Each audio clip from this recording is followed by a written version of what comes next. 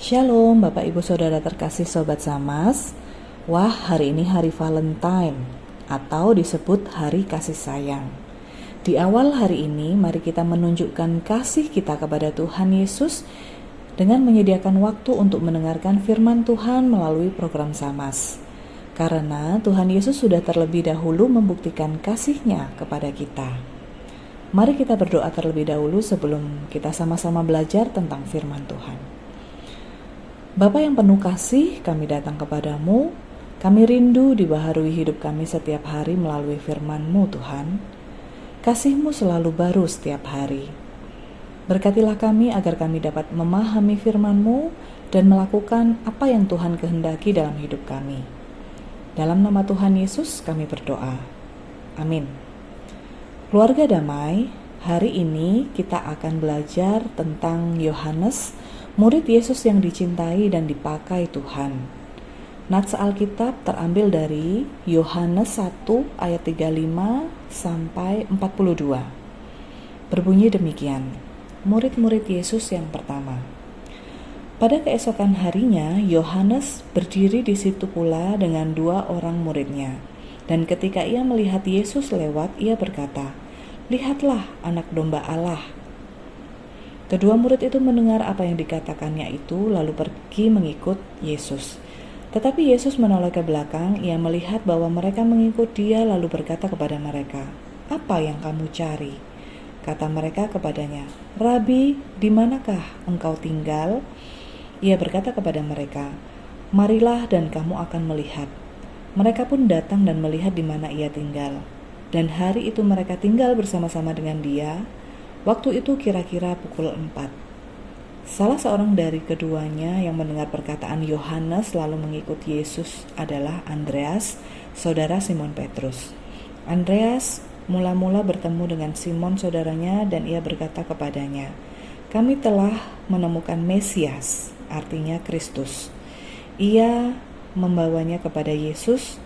Yesus memandang dia dan berkata, "Engkau Simon, anak Yohanes, engkau akan dinamakan Kefas," artinya Petrus.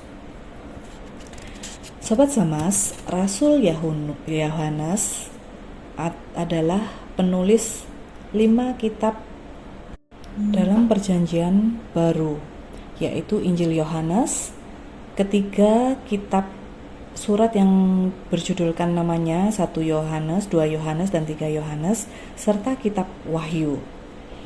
Yohanes adalah bagian dari kelompok inti Yesus dan bersama Petrus dan Yakobus.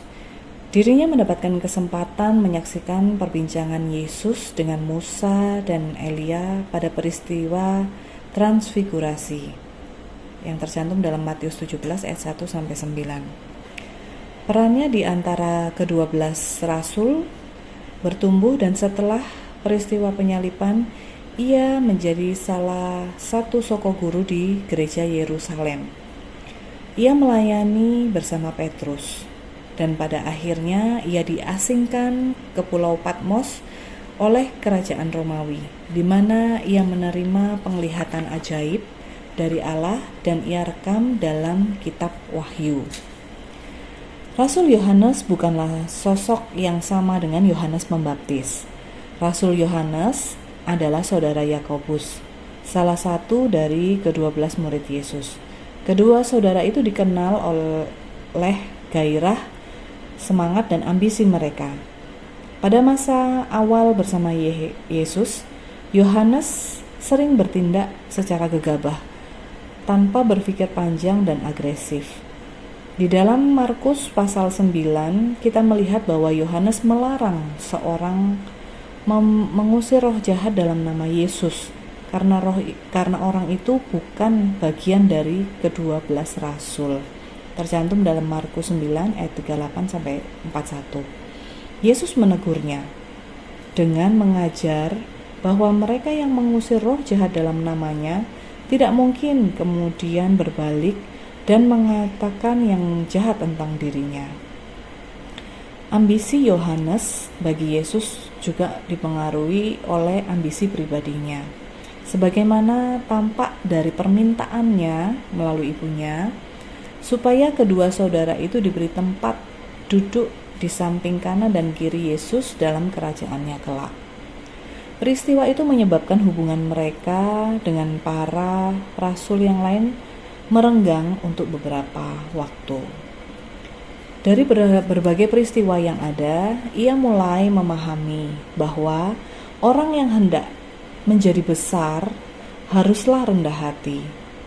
Injil Yohanes adalah satu-satunya yang merekam aksi Yesus membasuh kaki para muridnya di Yohanes 13 ayat 1-16. Pelayanan sederhana Yesus rupanya begitu menyentuh Yohanes. Pada waktu penyaliban, Yesus cukup mempercayai sosok Yohanes sehingga ia mempercayakan ibunya kepadanya. Sebuah tanggung jawab yang tidak diabaikan oleh Yohanes. Mulai hari itu, Yohanes memelihara bagaikan ibunya sendiri. Permintaan awalnya supaya diberi kehormatan khusus dalam kerajaan Yesus telah digantikan dengan sikap yang rendah hati dan berbelas kasih, sebuah citra Yohanes yang menandai pelayanannya di kemudian hari. Meskipun ia tidak kehilangan keberaniannya, ambisinya telah diseimbangkan oleh kerendahan hati yang ia peroleh dari teladan Yesus. Kesiapan Yohanes untuk melayani dan menderita bagi Injil kiranya menguatkan dirinya untuk bertahan ketika dipenjara di Patmos. Ia belajar mengabaikan penderitaan jasmaninya dan menantikan kemuliaan sorgawi yang akan diberikan bagi semua orang yang bertahan dengan sabar.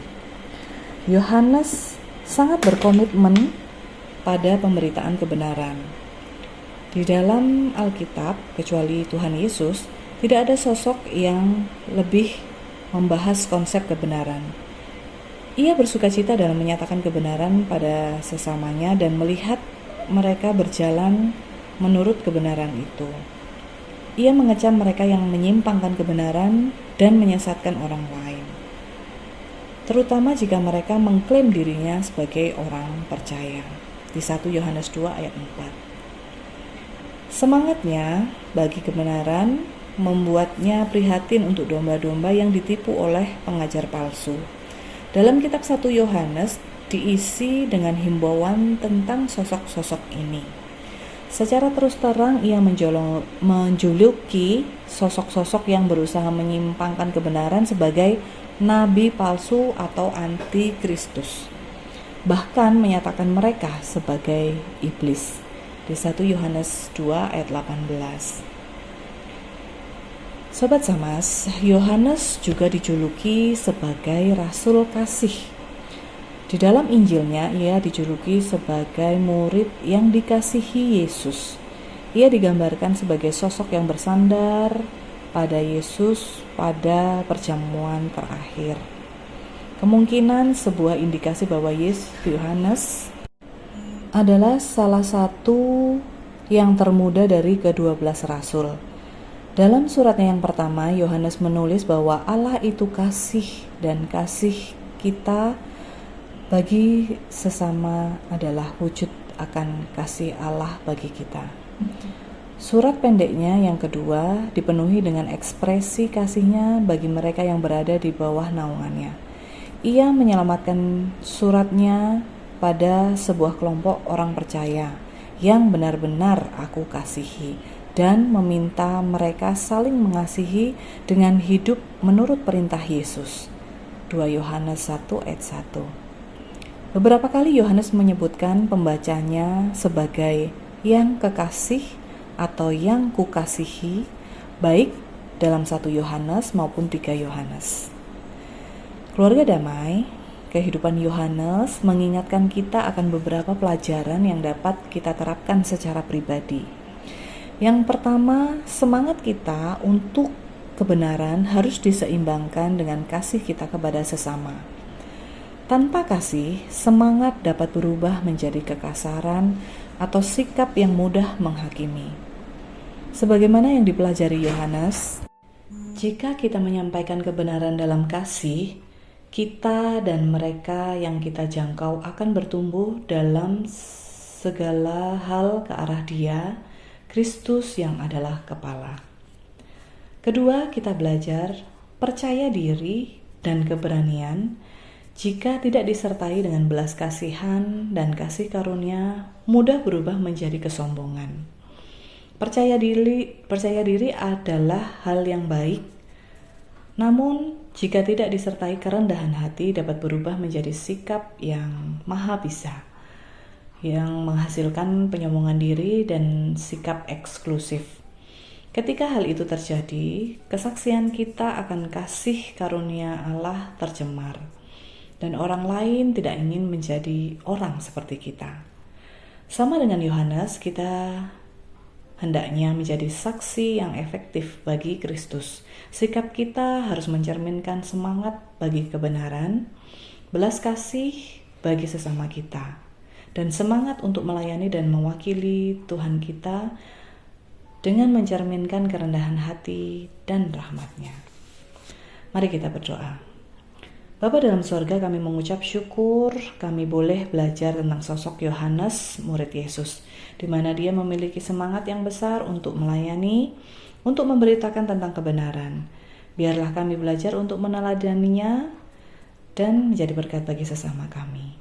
Terima kasih Tuhan Yesus, berkati kami sepanjang hari ini, agar senantiasa berkenan di hadapan-Mu. Dalam nama Tuhan Yesus kami berdoa. Amin. Tuhan Yesus memberkati kita semua.